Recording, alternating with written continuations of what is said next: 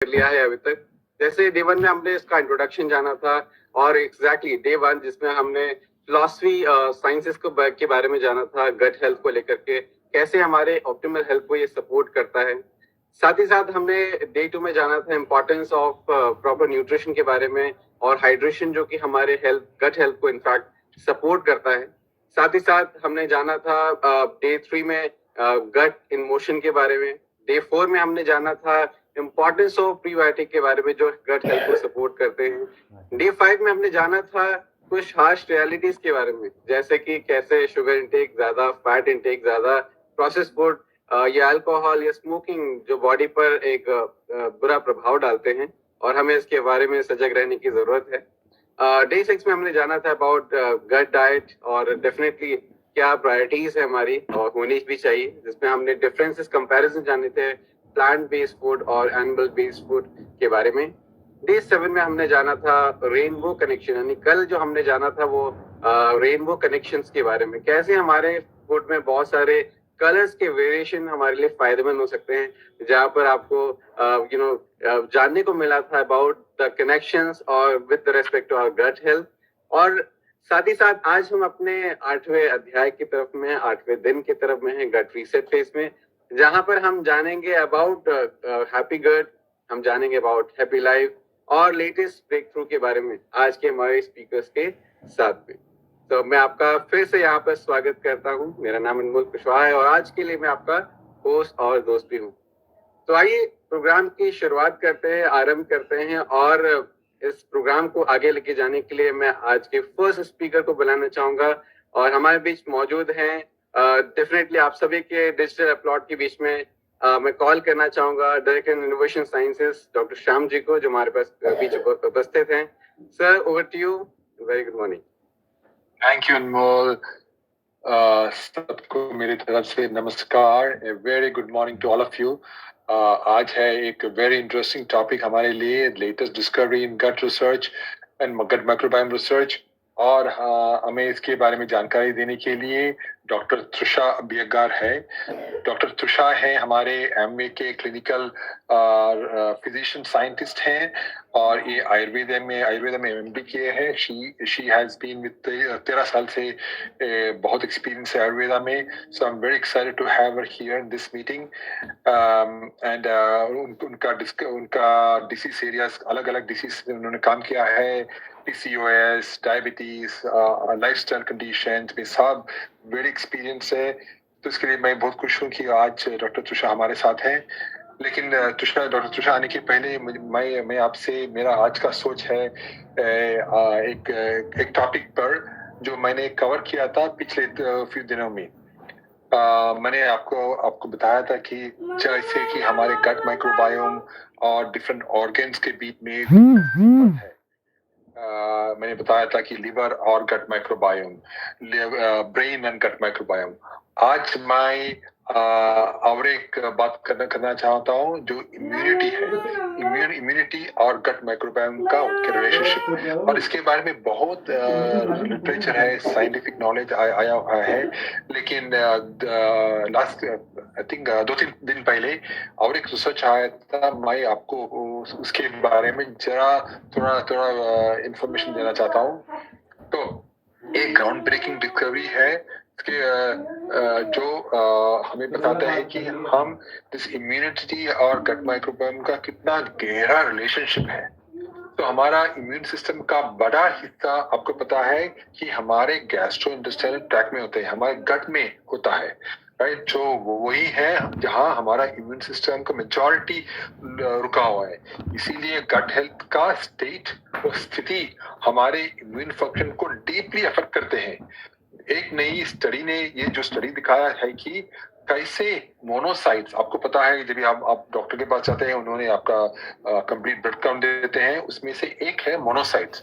लेकिन गट के अंदर भी एक मोनोसाइट्स है, वो व्हाइट ब्लड सेल्स बोलते हैं। White blood cells, monocytes white blood cells होते हैं।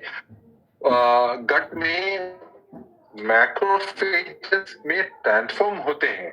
तो पहले मोनोसाइट्स होते हैं और फिर मैक्रोफेजेस में ट्रांसफॉर्म होते हैं। ये मैक्रोफेजेस क्या करते हैं? ये हमारे सिपाही जो हार्मफुल सेल्स को खाकर हमें प्रोटेक्ट करते हैं।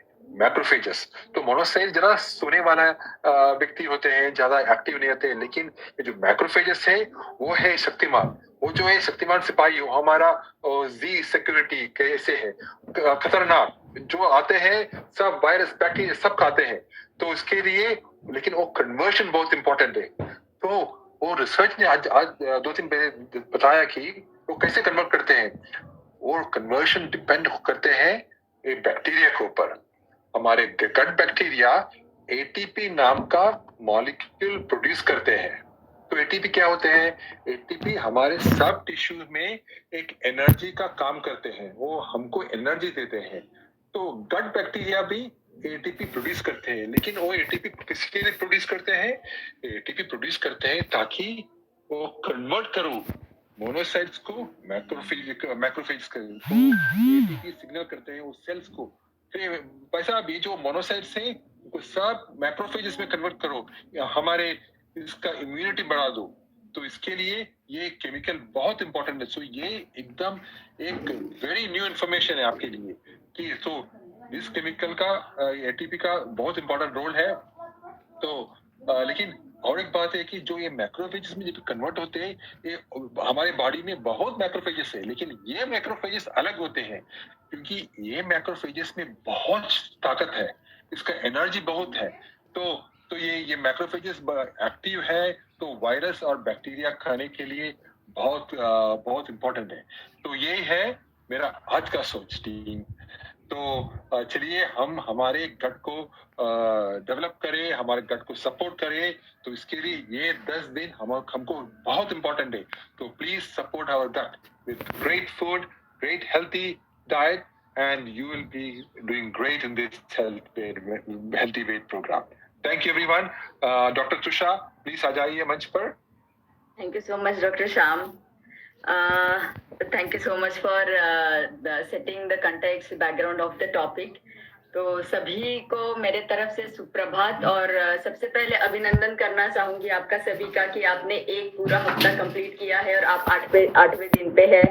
और अनमोल ने जैसे बताया कि एक सेशन को आपने एक सत्र को कैसे समझा है, उसको इम्प्लीमेंट किया है अपने आप के ऊपर, अपने हर एक टिप को इम्प्लीमेंट करके रोज आप उसको फॉलो कर रहे हो। तो जैसे डॉक्टर श्याम ने बताया कि गट रीसेट ये इतना इम्पोर्टेंट फेज है, उसका बहुत अच्छा एक्सप्लेनेशन डॉक्टर श्याम ने अभी दिया है और मैं उसको आगे लेके जाना चाहूंगी। जैसे कि डॉक्टर श्याम ने बताया कि बहुत सारे न्यू रिसर्चेस चल रहे हैं अभी, तो वो रिसर्चेस हम जानेंगे और हम ये जान पाएंगे कि क्यों ये जरूरी है गट रीसेट को जानना हमारे लिए। तो होप मेरा स्क्रीन विजिबल है और हम आगे जाएंगे और अंडरस्टैंड करेंगे कि क्या क्या नए रिसर्चेस है, क्यों हमारा healthy weight healthy living programme अलग है सब प्रोग्राम से। बहुत सारे प्रोग्राम है मार्केट में, लेकिन क्या नया हमारे प्रोग्राम में है और क्यों हमने गट रीसेट फेज को ही पहला फेज रखा है। अलग अलग फेजेस है, आपको आगे जाते आपके जर्नी में पता चलेगा। तो उसके बारे में जानेंगे। आप देख पा रहे हो स्क्रीन पे, जैसे डॉक्टर श्याम ने बताया कि हमारे आंतों में इंटेस्टाइन के अंदर बहुत ही पावरफुल माइक्रोबायोम्स है, जो कि उनमें बहुत पावरफुल शक्तिमान है। वो डॉक्टर श्याम ने बताया कि कोई भी तरीके का इन्फेक्शन आए उसको कम कर सकता है। उसी के साथ साथ ये सच्ची में कितना इफेक्टिव है, ये सही में कितना इफेक्टिव है, ये जानने के लिए एक संशोधन किया गया। तो संशोधन किया था एक्सपेरिमेंटल एनिमल, जो आप माइस देख पा रहे हो। तो संशोधन में उन्होंने 3 सामान्य वजन वाले माइस लिया। उन माइस के पहले जो एक्सपेरिमेंटल एनिमल था उसमें उन्होंने जो माइक्रोबायोम मतलब हमारे आंतों के अंदर एक स्पेसिफिक रेशो में जो गट माइक्रोबायोम जो फ्रेंडली माइक्रोबायोम रहते हैं, फ्रेंडली ऑर्गेनिजम्स रहते हैं हमारे इसमें, बैक्टीरिया हम जिनको बोलते हैं, वो नॉर्मल वाले वजन के एक्सपेरिमेंटल नॉर्मल वाले माइस से लेके एक्सपेरिमेंटल वाले माइस में उन्होंने इम्प्लांट किया। इम्प्लांट करने के बाद में उनको पता चला कि जितना पहला वजन था इसका भी वजन उतना ही रहा, वो नहीं बढ़ा। बाद में उन्होंने ये ट्राई किया कि एक नॉर्मल वाले चूहे में एक चूहा जिसका वजन ज्यादा हो, उसका आंतों के अंदर का माइक्रोबायोम को नॉर्मल चूहे के अंदर डाला, तो उनको एक्सपेरिमेंट के संशोधन के एंड में ये पता चला कि वो जो नॉर्मल वजन वाला चूहा था उसका वजन ज्यादा बढ़ गया। फिर तीसरा उन्होंने ये एक्सपेरिमेंट किया कि एक कम वजन वाला चूहा लिया और एक्सपेरिमेंटल वाला नॉर्मल वेट वाला चूहा था, तो कम वजन वाले चूहे का माइक्रोबायोम को नॉर्मल वजन वाले चूहे में डाला, तो उनको फाइंडिंग ये पता चला कि नॉर्मल वजन वाले चूहे का वजन कम हो गया।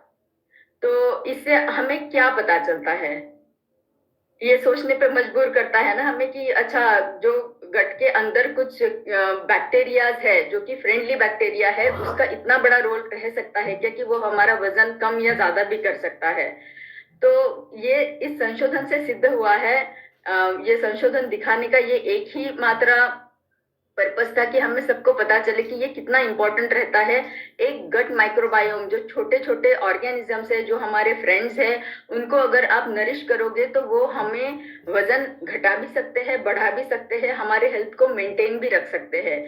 तो आप इसको ये समझ सकते हो कि शरीर रूपी जो वृक्ष है हमारा, उसकी जड़ें जो है वो आंतों के अंदर है।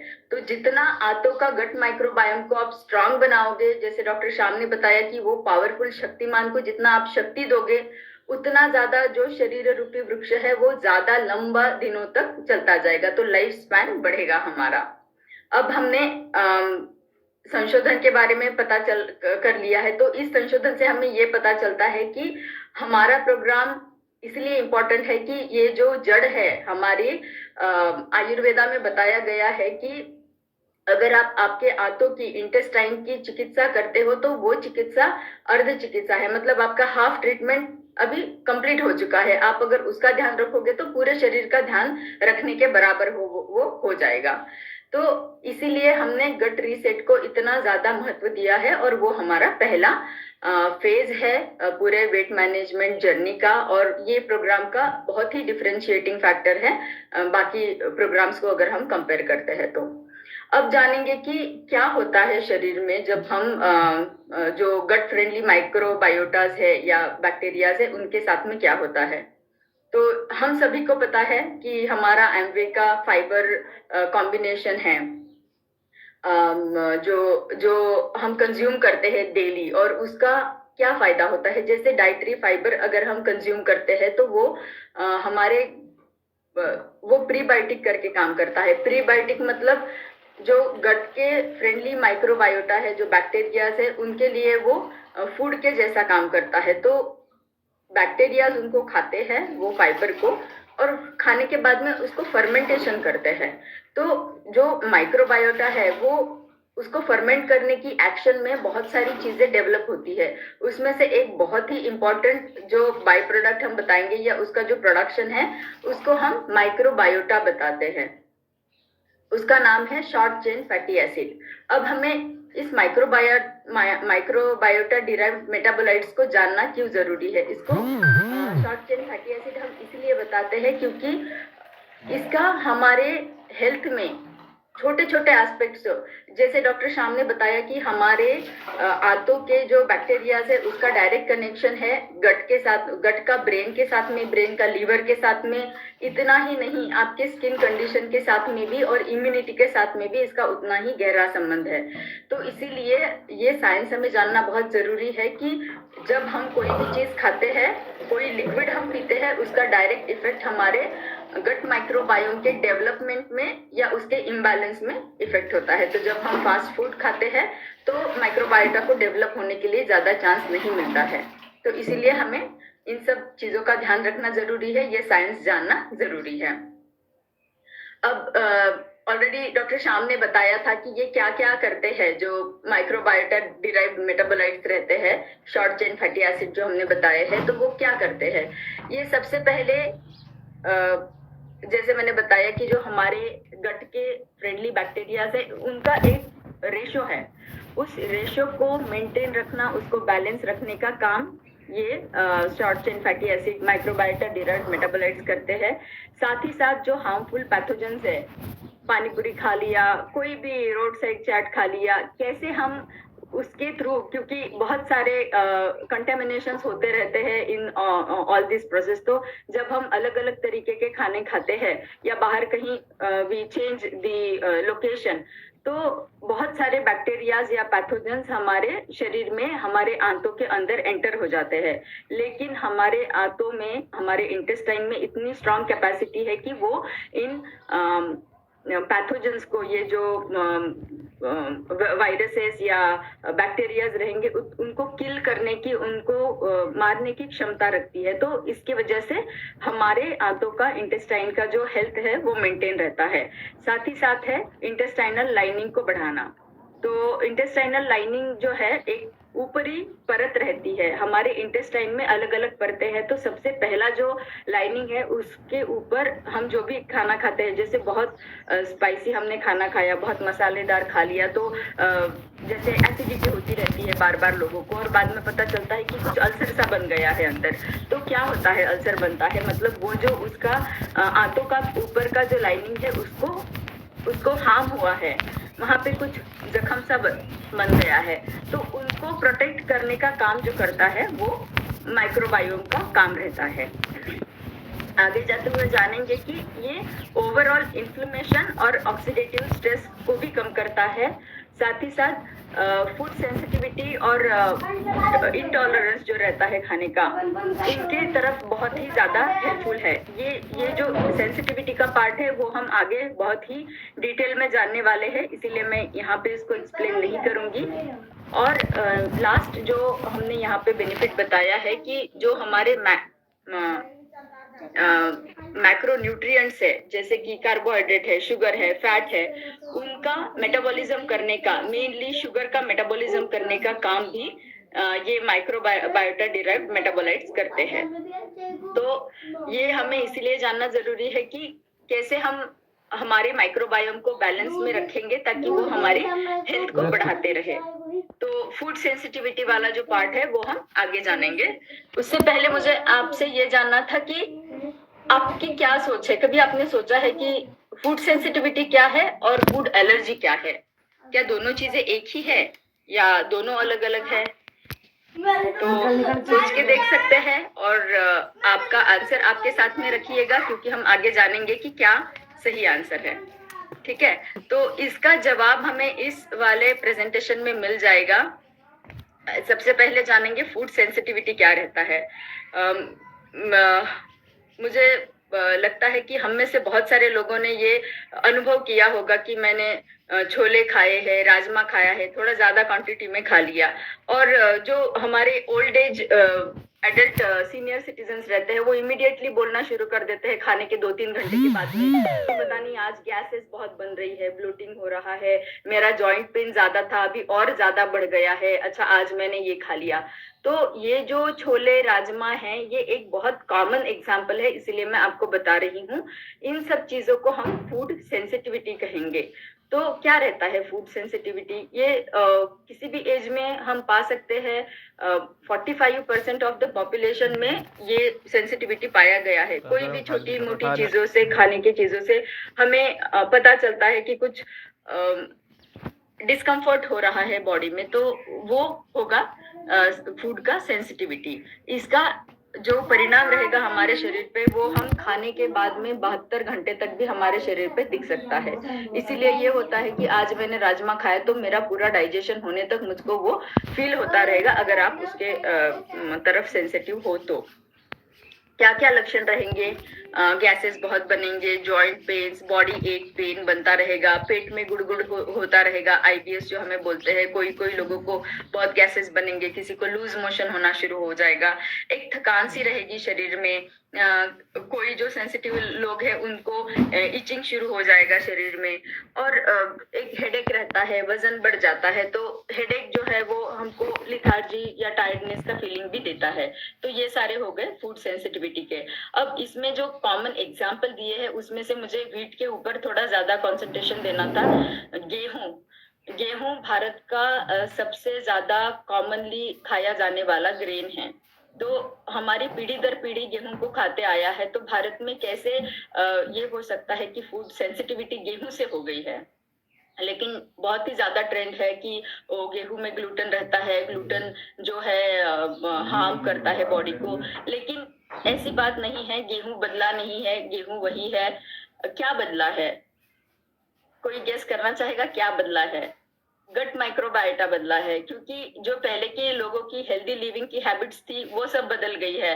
तो गट माइक्रोबायोटा धीरे धीरे होते होते ट्रांसफर हो गया है। अब जो शक्तिमान था हमारे गट माइक्रोबायोटा का, उसकी शक्ति हमने कम कर दी है। तो हमारे 1 से लेके 7 सेशन तक ये हमको धीरे धीरे हमको समझ में आया होगा अभी कि क्या हमें जरूरी है, कैसे हमारे गट का और इंटेस्टाइन का हमें ख्याल रखना है। तो व्हीट जो बहुत ही हमारी बॉडी उसको पचाने के लिए बनी हुई है, तो व्हीट से व्हीट से सेंसिटिविटी होना संभव नहीं है। लेकिन आप अगर अपने शरीर की शक्ति बढ़ाओगे तो वो जो सेंसिटिविटी है वो कम हो जाएगी।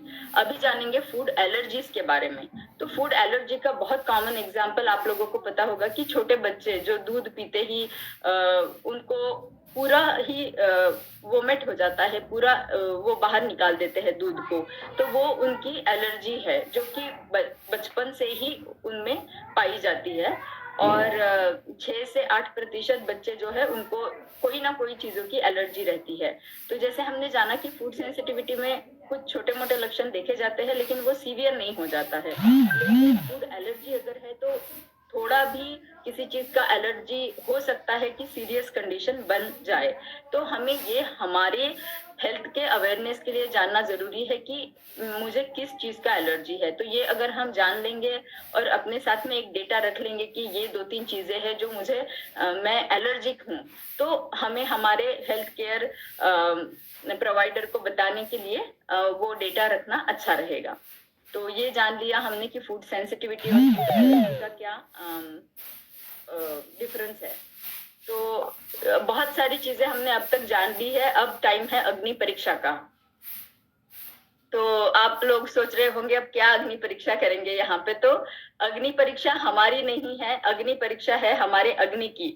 आयुर्वेदा में अग्नि जो बताया गया है उसको हम अगर ट्रांसलेट करते हैं इंग्लिश में तो उसको डाइजेस्टिव फायर बताएंगे। तो जो हमारी पाचन क्षमता रहती है उसको आयुर्वेदा में अग्नि नाम दिया है। जाठराग्नि करके उसका शुद्ध हिंदी या संस्कृत वर्ड है। तो उसकी परीक्षा हम करेंगे तो हमें समझ में आएगा कि मेरा गट हेल्दी है या नहीं। तो कैसे जानेंगे? पहली बात तो हम सिम्टम्स से जान सकते हैं, क्या क्या लक्षण उसके दिखेंगे। अगर आपका गट बहुत ही हेल्दी कंडीशन में है तो आपका डाइजेशन बहुत अच्छा चलता जाएगा और गट एक सिग्नल देता रहता है हमें, जो हमें जानना है, वो हमें समझना है। लेकिन बहुत भागा दौड़ की जिंदगी में हम ध्यान नहीं दे पाते हैं कि कोई सिग्नल छोटे छोटे आ रहे हैं, उसको हम इग्नोर करते हैं। लेकिन अगर डाइजेशन सही हो रहा है, कोई ब्लोटिंग नहीं हो रहा है, कोई एसिड बिल्चिंग नहीं हो रहा है और हेडेक नहीं हो रहा है, ये सारे आपको लक्षण दिखाएंगे कि आपका डाइजेशन सही चल रहा है, आपको आपके टाइम पे भूख लग रही है। 2 चीजें रहती है, लोग खाना खाते हैं क्योंकि 1 बज गया है, मेरा लंच टाइम है, मैं खाना खाता हूँ, भूख नहीं है।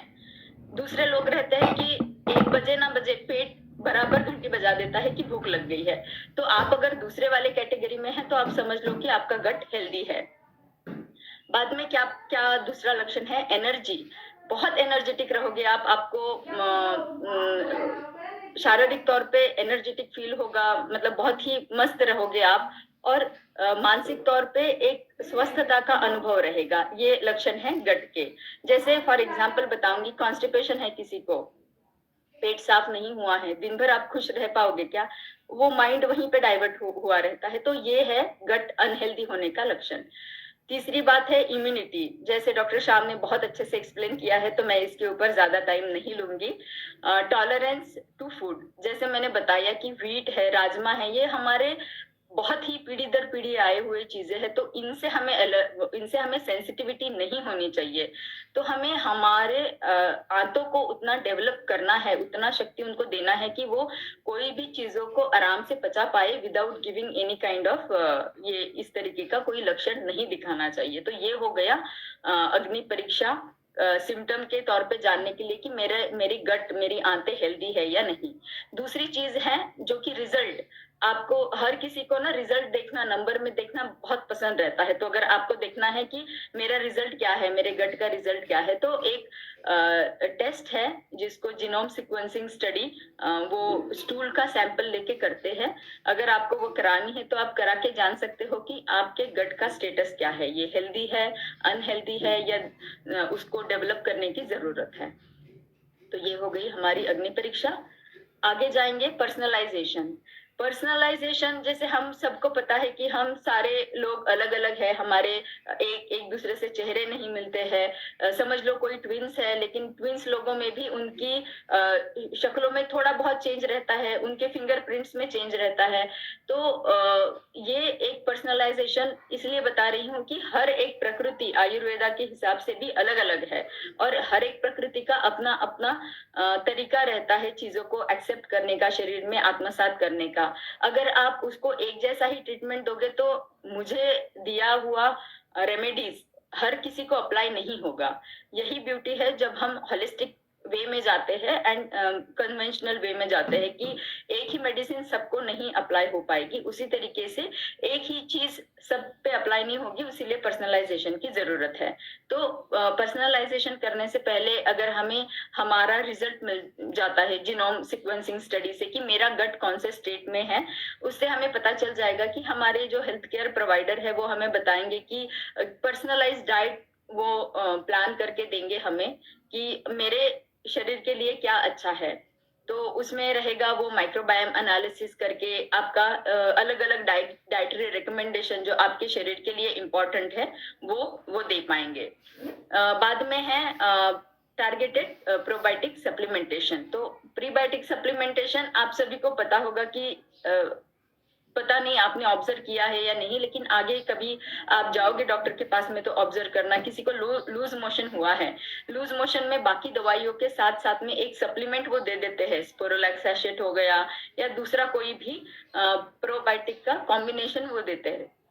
तो इसका रीजन क्या है? जैसे डॉक्टर श्याम ने बताया कि इनका प्रोबायोटिक का बहुत अच्छा कनेक्शन है बाकी सारे ऑर्गन सिस्टम्स के ऊपर। तो जो मेन ट्रीटमेंट है उसको सपोर्ट करने का, या अभी रिसेंट एडवांसेस जो चल रहे हैं गट में या प्रोबायोटिक्स में, उसमें ये पाया गया है कि अगर एक्सटर्नल एप्लीकेशन आप स्किन के ऊपर करोगे प्रोबायोटिक प्रीबायोटिक का, तो भी आपको स्किन रिलेटेड बहुत कंडीशंस में उसका फायदा मिलता है। तो इसी तरीके से जब हम कंज्यूम करते हैं प्रोबायोटिक्स को, वो हमें बहुत सारी चीजों से, बहुत सारे कंडीशंस को उस चिकित्सा को सपोर्ट करने के लिए हेल्प करते हैं। लाइफस्टाइल मॉडिफिकेशंस जैसे कि एक्सरसाइज है, स्ट्रेस है, स्लीप पैटर्न है, एनवायरनमेंट है। अब हमें लगेगा कि गट का या माइक्रोबायोम का बस खाने के साथ में संबंध है, लेकिन स्टडीज में, संशोधन में ये पाया गया है कि जो सेडेंटरी लोग हैं जो बहुत लंबा समय तक बैठे रहते हैं, उनका माइक्रोबायोम जो है वो इम्बैलेंस हो गया है। लेकिन जो एथलेट्स है या जो फिजिकली बहुत एक्टिव है, उनका माइक्रोबायोम जो है वो बहुत ही बैलेंस है। तो आप देखोगे कि जो एक्टिव लोग हैं वो हमेशा चुस्त रहते हैं, फुर्ती रहती है, और उनमें डिसीज कंडीशंस कम रहते हैं। लेकिन जो सेडेंटरी है उनमें धीरे धीरे मेटाबॉलिज्म की प्रॉब्लम आती है। हमने जाना है कि माइक्रोबायोम का रोल शुगर को या मेटाबॉलिज्म के लिए बहुत जरूरी है। तो जब माइक्रोबायोम ही इम्बैलेंस है तो शुगर भी सही तरीके से पाचन नहीं हो पाएगा, और धीरे धीरे होते होते बहुत सारी मेटाबॉलिज्म रिलेटेड कंडीशन जैसे डायबिटिक है तो जो वजन बढ़ जाते हैं उनमें ये कंडीशन आती है। और बाद में है कि पर्सनलाइजेशन में हमें रेगुलर मॉनिटरिंग हमारे गट माइक्रोबायोम का करना जरूरी है। तो इस डायग्राम में आप देख पा रहे हो कि लाइफस्टाइल, डाइट, प्रीबायोटिक और एक्सरसाइज, इन सभी का शॉर्ट चेन फैटी एसिड को डेवलप करने में बहुत बड़ा रोल है, और उसी के वजह से हम बाकी हमारी जो भी कंडीशन है, जो अलग अलग कंडीशन आप देख पा रहे हो, उसको कंट्रोल करने में हमें कैसा उसका फायदा होता है। अब तक हमने साइंस जाना, जो मॉडर्न साइंस हम बताते हैं वो हमने जाना, और हमें उसके वजह से विश्वास हो गया कि गट माइक्रोबायोम का सच में बहुत बड़ा रोल है हमारी हेल्थ को, हमारे शरीर रूपी वृक्ष को खड़ा रखने के लिए, बहुत लंबे लाइफ स्पैन के लिए। लेकिन क्या ये पहले के जमाने में था? तो उसका जवाब ये है कि हाँ, ये सारी चीजें पहले के जमाने में थी, लेकिन हम उसको समझ नहीं पाए।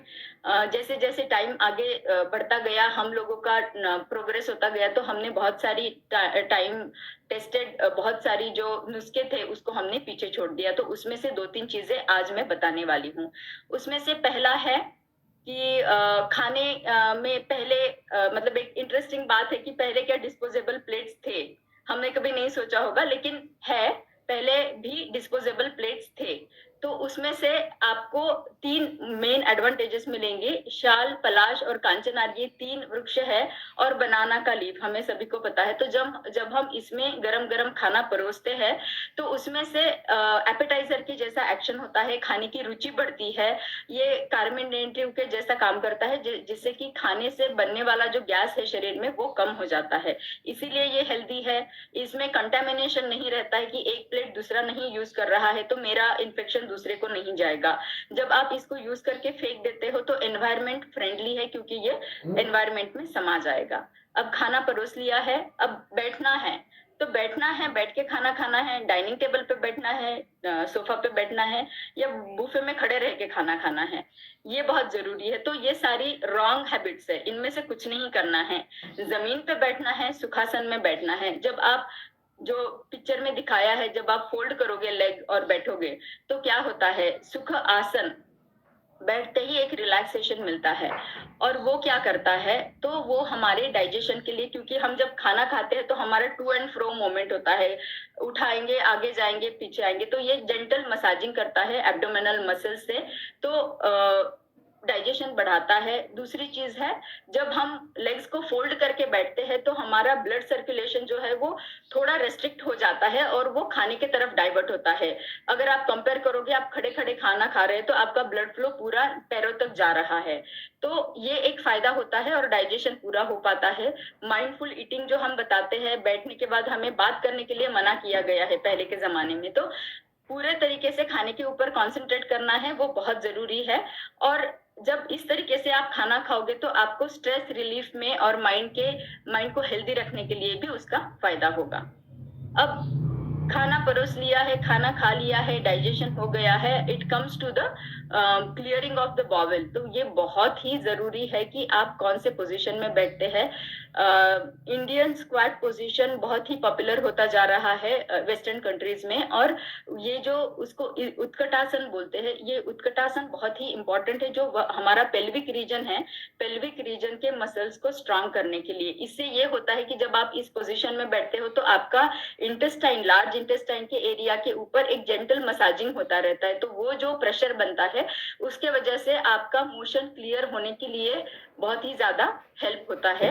इससे ब्लड फ्लो बढ़ता है, आपके कैलोरीज बर्न होते हैं। आपको लगेगा कैलोरीज कैसे बर्न होते हैं, तो ये थोड़ा डिफिकल्ट आसन है। तो जब आप बैठते हो तो पेल्विक रीजन के जो मसल है उनको काम ज्यादा मिलता है, तो उससे भी कैलोरीज बर्न होने का काम ज्यादा हो जाता है, और हमारा कोऑर्डिनेशन बढ़ता है, क्योंकि बहुत सारे लोगों को उनके पैरों के मसल्स को आदत नहीं रहती है, तो वो क्या हो जाता है कि जब वो इस आसन में बैठते हैं तो वो बैलेंस नहीं कर पाते हैं, उनको दर्द होना शुरू हो जाता है। तो कोऑर्डिनेशन भी बढ़ाने का काम करता है, कंसंट्रेशन भी बढ़ाने का काम करता है। तो ये स्क्वाट पोजीशन बहुत इंपॉर्टेंट है हमें, अगर बावेल्स को कंप्लीटली क्लियर करना है। जब बावेल्स पूरा क्लियर होगा तो ही माइक्रोबायोम को नया वेराइटीज डेवलप करने के लिए हेल्प होगा।